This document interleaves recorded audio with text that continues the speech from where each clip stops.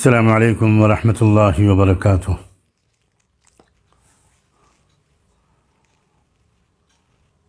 بھائیوں، میرے بہنوں، بزرگوں اور نوجوان، عزیز نوجوانوں،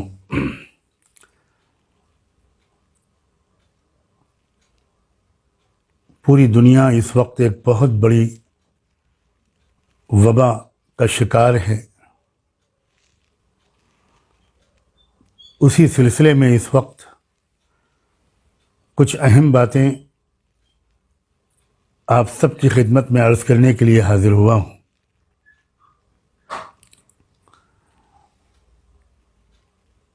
پہلے تو ایک بات اچھی طرح یہ سمجھ لیں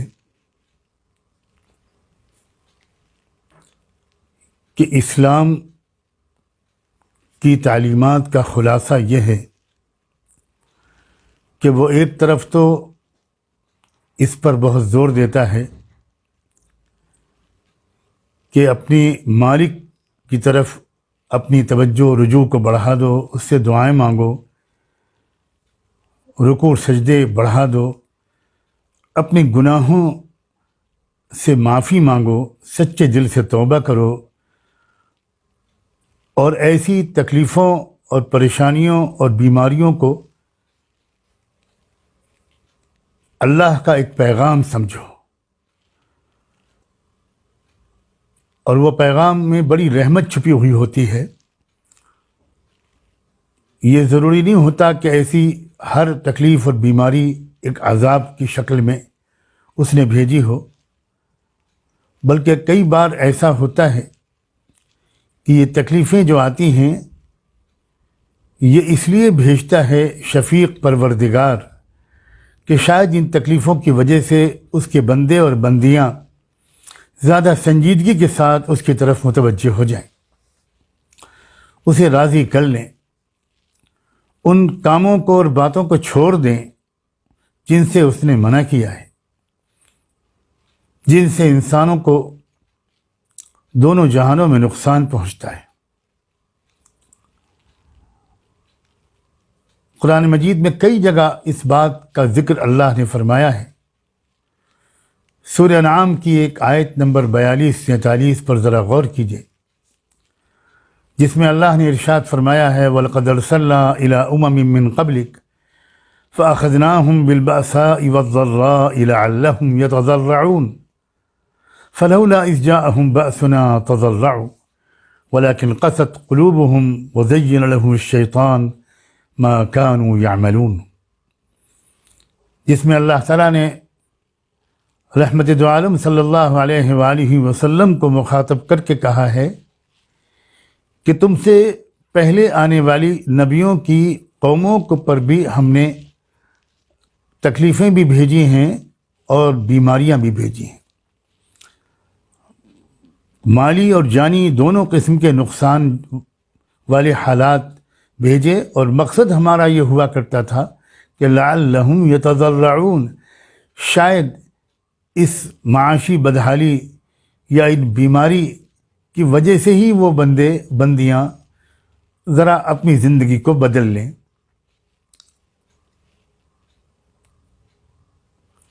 اگلی آیت میں اللہ نے ارشاد فرمایا کہ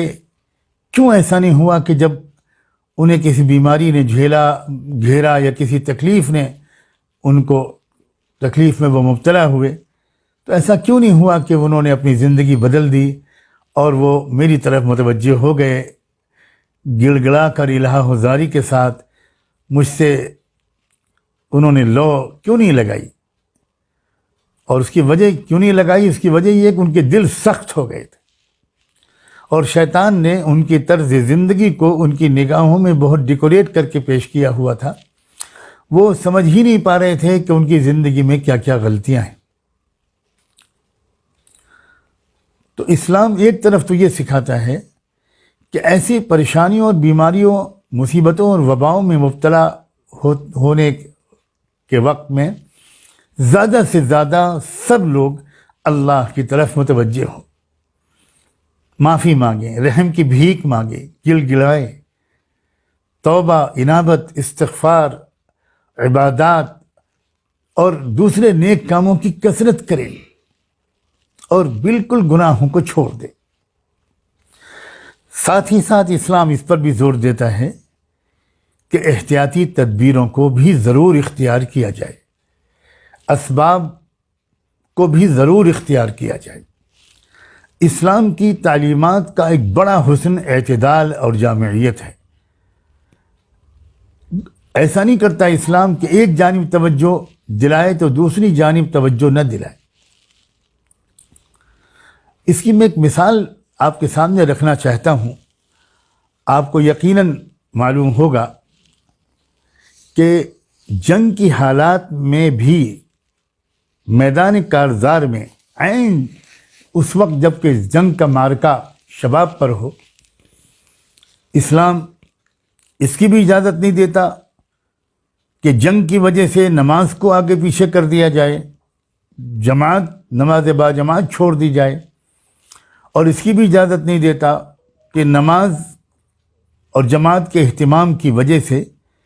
جنگ کی طرف توجہ میں کمی کر دی جائے یا بے توجہی برتی جائے۔ میرے والد ماجد معروف اور ممتاز عالم و بزرگ حضرت مولانا محمد منظور نعمانی رحمۃ اللہ علیہ نے اپنے تفسیری دروس میں ان آیات کی تشریح میں جس میں کہ جنگ کے وقت میں نماز کی پوری تفصیلی ترکیب قرآن نے بتائی ہے، اس کی تشریح کرتے ہوئے جو کچھ انہوں نے اس وقت فرمایا تھا، میں وہ آپ کو پڑھ کے سنانا چاہتا ہوں۔ اس میں انہوں نے یہ بات تحریر کی تھی یا فرمائی تھی کہ قرآن مجید کی آیتوں میں، ان آیتوں میں میدان جنگ کی نماز کے بارے میں جو ہدایت دی گئی اور رسول اللہ صلی اللہ علیہ وآلہ وسلم نے جس طرح اس پر عمل فرمایا، اس میں آپ کی امت کے لیے چند بڑے سبق ہیں۔ میرے نزدیک پہلا اہم سبق یہ ہے کہ اللہ تعالیٰ نے اس عالم کو عالم اسباب بنایا ہے، اور ہمارے لیے جائز نہیں ہے کہ ہم توکل کا نام لے کر اسباب و تدابیر کی طرف سے غفلت برتیں۔ اگر اس کی ذرا بھی گنجائش ہوتی تو یہ حکم ہوتا کہ میدان جنگ میں بالکل اسی طرح نماز ادا کی جائے جس طرح مسجد نبوی میں ادا کی جاتی تھی، اور سارا لشکر ایک ساتھ حضور کی اقتداء میں نماز پڑھے۔ کہا جاتا کہ دشمن ہمارا کچھ نہیں بگاڑ سکتا، اللہ ہماری حفاظت کے لیے کافی ہے، ہمیں کسی حفاظتی فکر اور تدبیر کی ضرورت نہیں، ہم نماز پڑھیں گے تو آسمان کے فرشتے ہماری حفاظت کریں گے۔ لیکن یہ حکم نہیں دیا گیا، بلکہ اسباب کی رعایت کرتے ہوئے جنگ کی ضرورت اور دفاع کی مصلحت سے نماز کا قانون بدل دیا گیا۔ نماز کے درمیان طویل نقل و حرکت کی اجازت دے دی گئی، اور صراحت کے ساتھ حکم دیا گیا کہ مجاہدین اپنے پورے اسلحہ سے مسلح ہو کر نماز میں شریک ہوں، وہ ہتھیار بھی لگے ہوں جن سے دشمن پر حملہ کیا جاتا ہے، اور وہ بھی جو دشمن کے حملے سے بچاؤ کے لیے استعمال ہوتے ہیں۔ وَلْيَأْخُذُوا حِذْرَهُمْ وَأَسْلِحَتَهُمْ۔ جس امت کو یہ ہدایت دی گئی ہو اور جس کے پیغمبر نے اسی کے مطابق عمل کیا ہو اور یہی امت کو سکھایا ہو، اس کے لیے کیسے جائز ہو سکتا ہے کہ وہ اسباب و تدابیر سے غفلت برتے اور اس کا نام توکل رکھے۔ یہ ان آیتوں کا بہت اہم سبق ہے۔ اسی طرح دوسرا اصولی سبق صلاۃ خوف کی اس ہدایت سے یہ بھی ملا کہ دنیا کے مادہ پرستوں کی طرح اسباب و تدابیر ہی کو سب کچھ نہ سمجھا جائے، بلکہ مناسب حد تک اسباب و تدابیر کا لحاظ کرتے ہوئے اللہ تعالیٰ کے ارادے اور مشیت کو فیصلہ کن سمجھا جائے، اور اس کی نصرت اور رحمت کا استحقاق حاصل کرنے کی فکر و کوشش کو ہر چیز پر مقدم رکھا جائے۔ اگر یہ بات نہ ہوتی تو فوج کے کسی حصے کو بھی دشمن کے سامنے سے ہٹا کر نماز میں مشغول ہونے کی اجازت نہ دی جاتی۔ اس معاملے میں مسلمانوں کے بعض طبقے سخت افراط و تفریط میں مبتلا ہیں۔ اسلام کی روح اور اس کی تعلیمات سے مطابقت رکھنے والی بات وہی ہے جو صلاۃ خوف کے بارے میں قرآن مجید کی ہدایت اور رسول اللہ صلی اللہ علیہ وآلہ وسلم کے عمل سے معلوم ہوتی ہے۔ احتیاطی تدابیر اب میں آپ سے عرض کرتا ہوں کہ اس کورونا وائرس اور اس کے ذریعے سے پھیلنے والی وبائی بیماری سے بچنے کے سلسلے میں جو احتیاطی تدبیریں ماہرین بتا رہے ہیں ان پر بھی آپ ممکن حد تک ضرور عمل کریں، مگر اس کے ساتھ ہی ساتھ ایک ایمان والے کی حیثیت سے، ایک ایمان والی کی حیثیت سے آپ اللہ کی طرف اپنا رجوع بڑھا دیجیے۔ انشاءاللہ آپ کی ان دعاؤں سے، رجوع سے، توبہ و استغفار سے ہمارے ملک کے تمام باشندے، پوری عالم کی انسانی برادری کو چھٹکارا مل جائے گا۔ خاص طور پر میں اس وقت آپ کو یاد دلانا چاہتا ہوں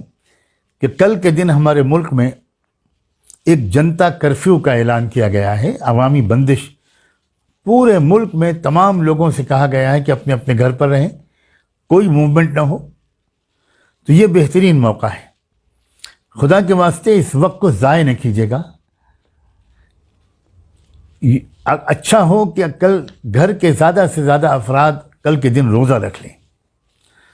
اور کثرت سے تلاوت قرآن مجید میں مشغول ہوں، کثرت سے تلاوت قرآن پڑھیں،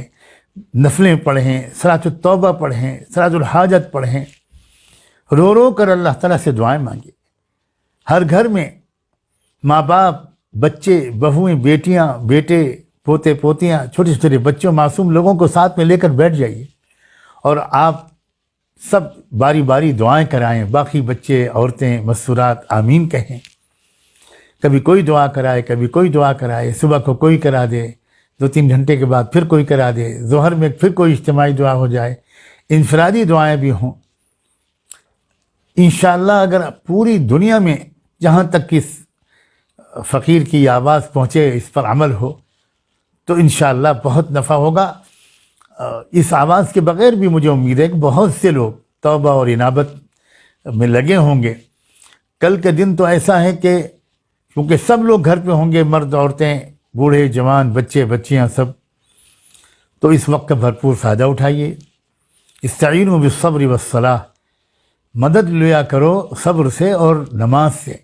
ہمارے بعض مفسرین نے صبر کی تشریح روزے سے کی ہے، اس کا مطلب ہے روزے اور نماز سے مدد مانگو۔ تو یہ میری گزارش ہے آپ سے، اس پر عمل کریں۔ اور ایک اور بات میں اس وقت عرض کر دوں، آنے والے دنوں میں ملک بھر میں لاک ڈاؤن کا اعلان کر دیا جائے یا مختلف علاقوں میں کر دیا جائے۔ ایسے وقت میں ایسے لاکھوں کروڑوں گھروں میں سخت پریشانیاں آ جاتی ہیں جہاں لوگ روز کماتے اور کھاتے ہیں۔ ہمارے مزدور بھائی بہن، بیٹے بیٹیاں، اس لیے میری ایک گزارش ہے کہ آپ ابھی سے، اس سے پہلے کہ وہ دن شروع ہوں، ذرا اپنے محلے، آس پڑوس یا جہاں تک آپ جائزہ لے سکیں ذرا جائزہ لیں۔ اور آپ جب اپنے گھر میں کھانے پینے کے سامان اور ضروریات زندگی کا سامان اکٹھا کرنے کی کوشش میں لگے ہوئے ہیں تو 1-2 ایسے گھروں کا بھی آپ خیال کر لیں جہاں شاید 1-2 مہینے کا سامان جمع کرنا ان کے لیے ممکن ہی نہ ہو۔ یاد رکھیں کہ انشاءاللہ اگر آپ یہ بھی دعا اور رجوع اللہ اور توبہ کے ساتھ اللہ کی مخلوق کی خدمت کے یہ کام بھی کریں گے کسی تفریق کے بغیر، اس میں کسی کی تفریق نہ کیجیے گا، ہندو، مسلم، سکھ، عیسائی، بدھسٹ، جین، کسی بھی برادری، ذات کے، دھرم کے، مذہب کے لوگ ہوں، اگر وہ غریب ہیں، پریشان حال ہیں اور آپ نے ان کی بھی دیکھ بھال کی اور اسی نیت سے کی کہ اللہ تعالیٰ اس دیکھ بھال کی نیت سے گناہ بھی معاف کر دے اور اس بلا کو بھی سب کے اوپر سے اٹھا لے، تو انشاءاللہ یہ دونوں نتیجے بھی نکلیں گے۔ یہ گزارش کرنے کے لیے میں حاضر ہوا تھا، میں زیادہ وقت نہیں لینا چاہتا۔ امید ہے کہ انشاءاللہ آپ میری ان دونوں گزارشات پر بھرپور توجہ دیں گے، بلکہ احتیاطی تدبیروں والی گزارش کو بھی شامل کیجئے۔ تو یہ تینوں گزارشات پر آپ احتیاطی تدبیریں بھی اختیار کریں، خوب اللہ سے اپنا معافی بھی مانگیں اور اپنے جہاں تک ممکن ہو جو مستحق ہمارے بھائی بہن ہیں، روز کمانے کھانے والے، ان کا بھی بہت خیال رکھیں۔ جزاکم اللہ۔ السلام علیکم ورحمۃ اللہ وبرکاتہ۔